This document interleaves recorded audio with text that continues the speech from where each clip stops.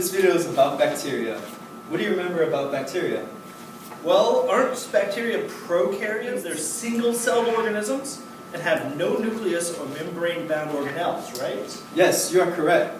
Do you know if bacteria are living or non-living? I think that bacteria are living organisms, unlike viruses, which are non-living. You've got it. Prokaryotes are classified into two domains, Archaea and bacteria. The domain Archaea has one kingdom called Archaeobacteria, which are bacteria that are called extremists. Why are they called extremists? These bacteria live in extreme conditions, environments such as low oxygen, high saltiness, very acidic, or even in very high or very cold temperatures.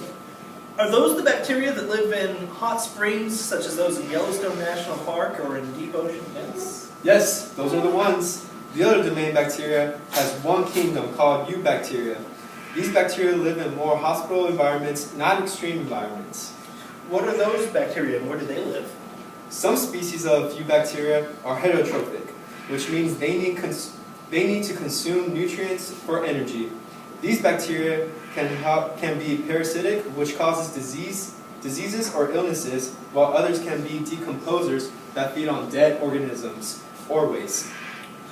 I have heard of those that live in compost piles. Other species of eubacteria are photosynthetic autotrophs. They make their own food using sunlight but have no chloroplasts. So bacteria can be photosynthetic like plants? Yes, they can. Let's remind ourselves of the structure of a bacterial cell. It is unicellular and, like all cells, has a cell membrane, cytoplasm, ribosomes, and DNA. It also has a cell wall, capsule, plasmids, pila, and phalangia. What is the purpose of pili?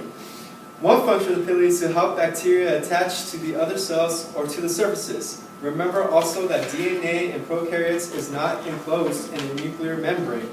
One eukaryote cell have a nucleus. So pro makes me think of no. So a prokaryote has no nucleus. Good. Bacteria are the smallest cells of all. They are difficult to see, so they need to be stained with dye in order to see them in a microscope. So we will get to look at some bacteria?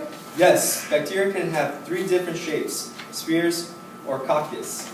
Rods are basilis and spirals are spirillum. Bacteria can be arranged in pairs, clusters, and change. I've heard that the bacterial strain Streptococcus aureus causes strep throat infections. That's right. Now bacteria reproduces asexually in a process called binary fusion. The DNA is replicated exactly then. It is split into two identical cells. From one parent, there will be no genetic variation in the offspring.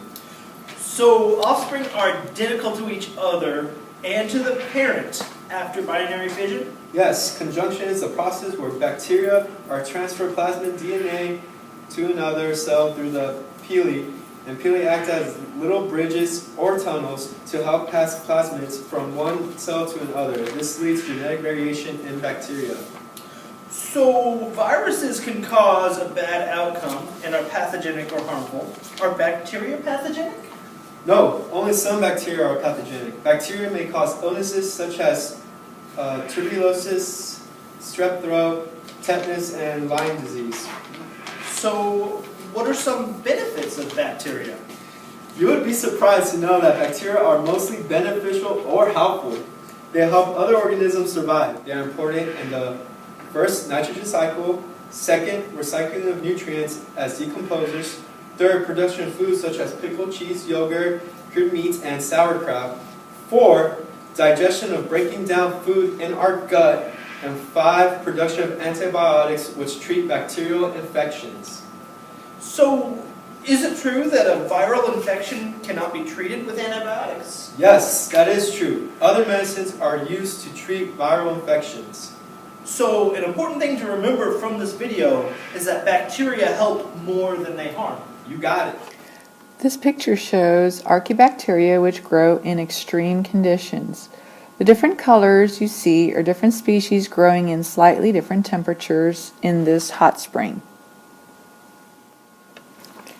This bacterial cell contains what all cells have: DNA, cytoplasm, and a cell membrane, along with ribosomes. This cell has some additional features, such as a cell wall, capsule, pili, and a flagellum. Bacteria can have these shapes. On the left you see bacillus, or rod-shaped. In the middle you see coccus, or sphere-shaped. And on the right you see spirillum, or spiral-shaped. Cell division in bacteria is called binary fission. The DNA is replicated and divides into two daughter cells, which are identical to each other and to their parent cell. These diagrams show the process of conjugation in bacteria. The pilus connects two bacterial cells like a bridge or a tunnel. Plasmid DNA is then passed from one cell to another. This process gives genetic variation in bacterial cells.